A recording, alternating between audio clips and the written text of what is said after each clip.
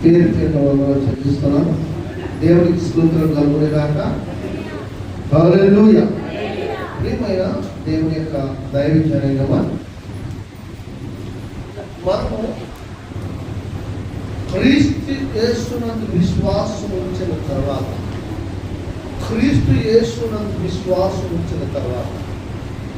ఆయన కృప మన ఎద్దకు వచ్చి ప్రభువునందు విశ్వాసం ఉంచి రక్షణకర్త రక్షకులను క్రీస్తును అంగీకరించటకు విశ్వాసం అనేది చాలా ప్రాముఖ్యం.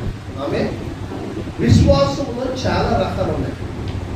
అందుకే మీరు కొరింథీయులకు రాసిన పత్రిక చదువుతున్నప్పుడు 9 కృపావరాలు ఉంటాయి. గలతీయులకు రాసిన పత్రిక చదువుతున్నప్పుడు 9 ఫలాలు కూడా ఉంటాయి. కృపావరాలు వేరు, కృపా ఫలాలు వేరు.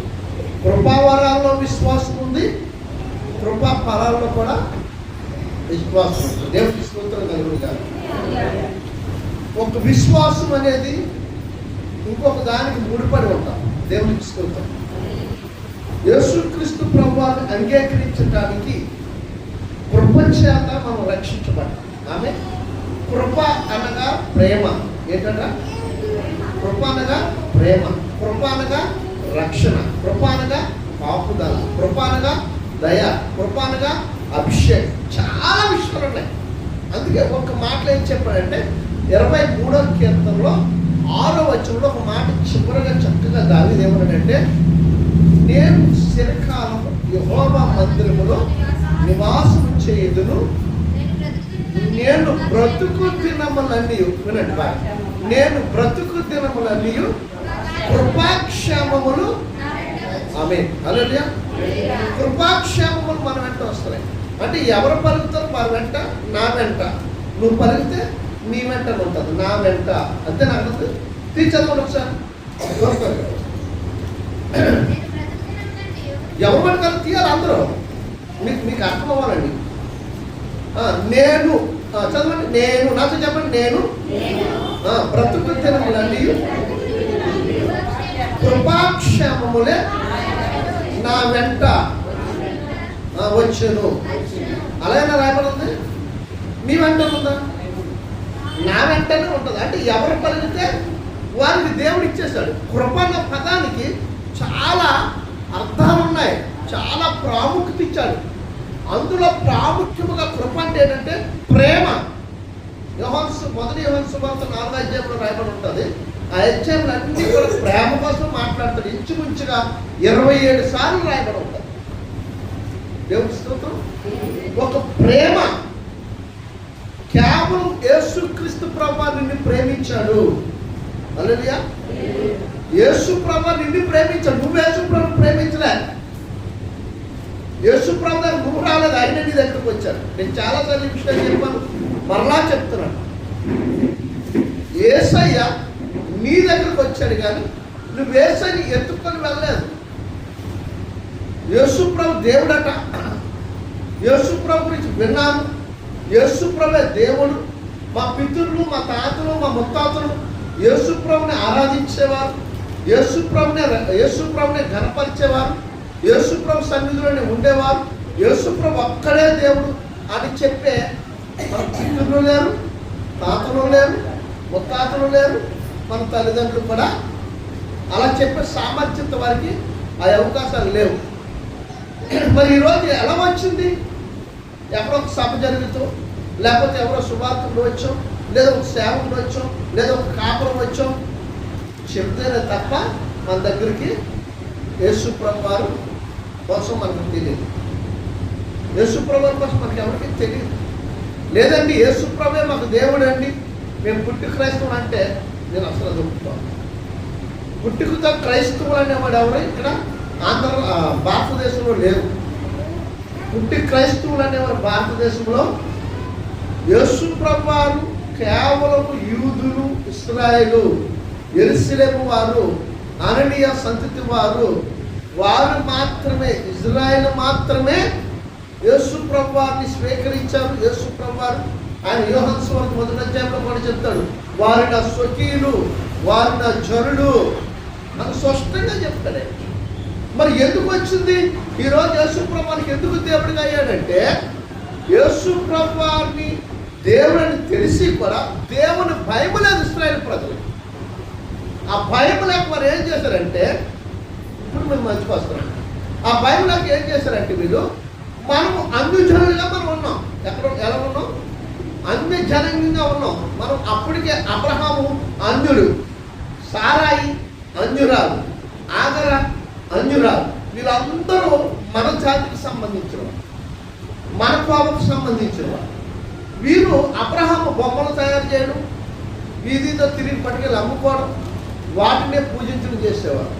ఈరోజు నా తల్లిదండ్రులు కావచ్చు, లేదా మా తాతలు కావచ్చు, మా ముత్తాతలు కావచ్చు, లేదా మీ తల్లిదండ్రులు కావచ్చు, మీ తాతలు కావచ్చు, మీ ముత్తాతలు కావచ్చు, అదే పని చేశారు. అవునా? అదే పని చేస్తారు. ఒక రాయి ఉంటే, లేదా ఒక ఎక్కడికి చిన్న గుడి ఉంటే అక్కడికి వెళ్ళిగారు మన దేవుడు అంటే వాళ్ళు ఏం చేస్తారో మనం అదే చేసొచ్చు. అవునా కదా? చెప్పాలి. అవునా కదా? మరి యేసుప్రభు అప్పుడు తెలియదు. ఒకవేళ తెలిసిన యేసుప్రభు దేవుడని వారు తెల్లవారు దేవుడని వారు. అవునా కదా? మీకు అర్థం అవ్వాలని చెప్తున్నా. దేవుని స్తోత్రం. యేసుప్రభు అందరికీ దేవుడు అనే వాళ్ళు ఎవరో లేరు. ఆయన తెల్లవారు దేవుడు అనేవారు. దేవుని స్తోత్రం. దేవుడు అనేవాడు ఒక్కడే. తెల్లవారు దేవుడు అనడం, తెల్లవారు దేవుడు ఏం కాదే. మీకు అర్థం మాట చెప్తా. సూర్యుడు చంద్రుడు. మన ఇండియాకి సూర్యుడు చంద్రుడు ఉన్నట్టుగా అమెరికాలో సూర్యుడు చంద్రుడు ఉండడు. మీకు అర్థమైందా? అర్థమవుతుంది. ఎక్కడొక సందర్భం అక్కడొక సందర్భం ఉంటుంది. ఇక్కడ ఒక సూర్యుడు అక్కడ ఒక సూర్యుడు, ఎక్కడ ఒక గాలి అక్కడ ఒక గాలి, ఏమి ఉండవు. అందరికీ ఒక్కడే దేవుడు, ఆయనే యేసుక్రీస్తు ప్రభు. నేను అందరికీ ప్రభు అయినాను అన్నాడు. అదే ఆయన అందరికీ ప్రభు అయినాడు. మనకు తెలియక, దేవుడు ఎవరో మనకు తెలియక, మన తాతలు, మన తల్లిదండ్రులు, మన ముత్తాతలు ఏదైతే చెప్పారో అదే చేసుకుంటున్నాం చెప్పుకోవాలి. అదే ఇప్పుడు అబ్రహాముని పిలిచిన దేవుడు. అందుకే నేను స్పష్టంగా రాయబడి ఉంది, మీరు నమ్మి తీరాలన్నమాట. గలతీయులకు రాసిన పత్రికలో 3:14 చెప్తాడు. అబ్రహాము యొక్క ఆశీర్వాదం పొందాలంటే క్రీస్తు శిలువ రామి మీద నీ పాప దోష శాపములని విసిరివేసి అబ్రహాము యొక్క ఆశీర్వచనానికి నీవు యోగ్యుడివై ఆ శాపం ఆయన మీద వేసుకున్నట్టు యేసు ప్రభువు. దేవుని స్తోత్రం. హల్లెలూయా, హల్లెలూయా. ఇప్పుడు అబ్రహాము సంతానం, అబ్రహాముని దేవుడు పిలిచినట్లుగానే నిన్ను అబ్రహాములో నుంచి వచ్చాను. అబ్రహాము సంతానం అనబడ్డాం. అబ్రహాము వాగ్దాన పుత్రుడిగా విశ్రాంతి ఎలా ఇచ్చాడో ఆ వాగ్దాన పుత్రుడిగా మనము కూడా ముద్రించబడ్డాం. దేవుని స్తోత్రం. అబ్రహాము సంతానం అనబడ్డాం, వాగ్దాన పుత్రులు అనబడ్డాం, అబ్రహాముకు వారసత్వానికి వారసులుగా ముద్రించబడ్డాం. దేవుని స్తోత్రం. హల్లెలూయా. అందుకని ఇశ్రాయేలు ప్రజలు దేవుణ్ణి విసర్జించారు. మత్తయి సువార్త 21:43 చెప్తారన్నమాట. కాబట్టి దేవుని రాజ్యం యొద్ద నుంచి తొలగింపబడి దాని ఫలమిచ్చే జనులకు ఈవెంట్ని నిశ్చయముగా మీతో చెప్తాను.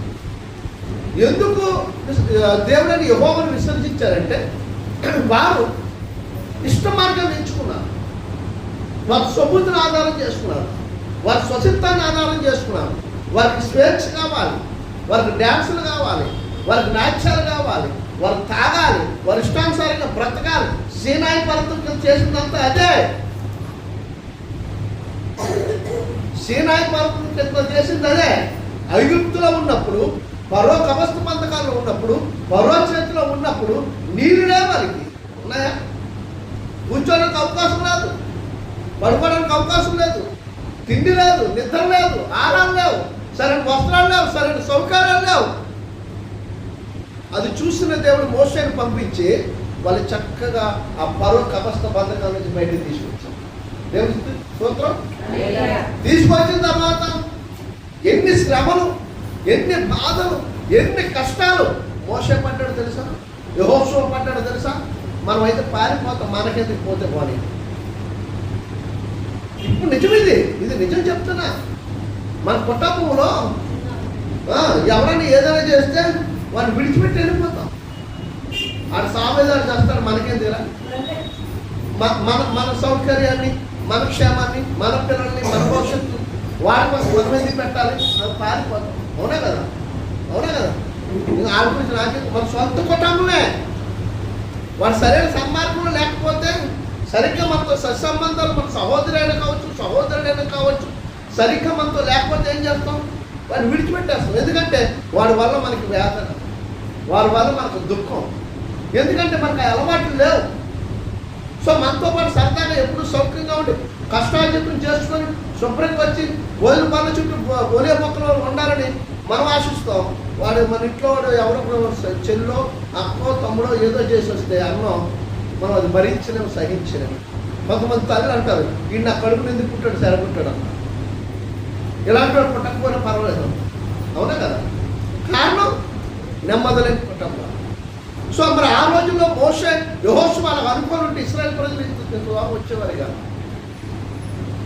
వాళ్ళు పడ్డ శ్రమలు, వాళ్ళు నడిపించి తీసుకొచ్చినందుకు వాళ్ళు రాళ్ళతో కొట్టి సంబరం పడే కాలేదు. మోషే దేవుని స్తోత్రం, హల్లెలూయా.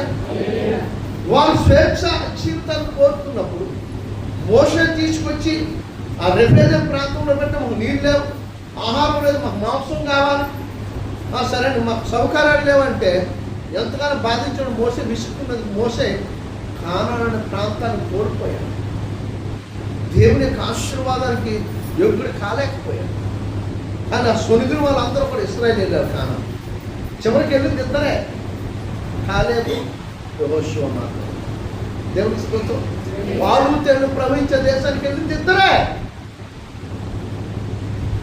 ప్రియులారా, దేవుడు ఎవరినైనా కావచ్చు, అది నన్నైనా, నిన్నైనా, నేను లేదు మీ కుటుంబంలో ఎవరినైనా ఒకరి మీద ఒకరు సొనుక్కోవడం మానేసుకోవాలి. అది ఎంత భయంకరమైన శాపం అంటే ఆ సొనుగుడు అనేది ఆశీర్వాదాలకు దూరం అయిపోతుంది, దేవునికి దూరం అయిపోతుంది, దేవునికి దూరం అయిపోతుంది, కుటుంబానికి దూరం అయిపోతుంది, బంధువులకి, రక్త సంబంధికులకి దూరం అయిపోతుంది. ఏదైనా ఉంటే డైరెక్ట్గా మాట్లాడుకోవాలి. దేవునికి స్తోత్రం కలుగునిగా. హల్లెలూయా. వాళ్ళు బాధపడతారా, వీడికి ఇంతే, వీడికి కోపం ఎక్కువ అనుకున్నా పర్వాలేదు. ఉన్నది ఉన్నట్టుగా కుటుంబంలో చెప్పినప్పుడు అనేసాడు. నిజమే, మనం చేసిన తప్పు అనేది వారన్నా తెలుసుకోవాలి, అన్నది నేనన్నా తెలుసుకోవాలి. దేవుని స్తోత్రం.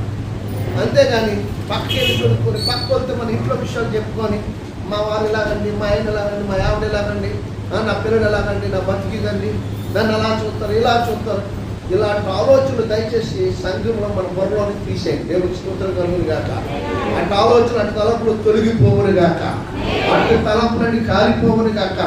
అటు ఆలోచనని కారిపోవును గాక.